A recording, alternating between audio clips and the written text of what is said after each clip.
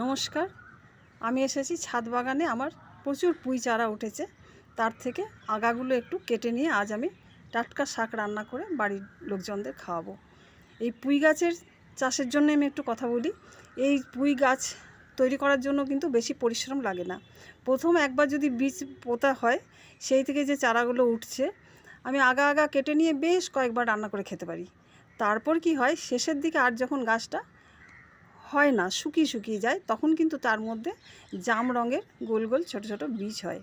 সেই বীজগুলো কি হয় বলতো, তুলে রেখে যদি কিছুদিন শুকিয়ে নিই ওটাকে, তারপর আবার ওগুলো যদি মাটির মধ্যে দেওয়া হয়, পুঁতে দেওয়া হয়, আবার কিন্তু কিছুদিন পর চারা উঠতে থাকে।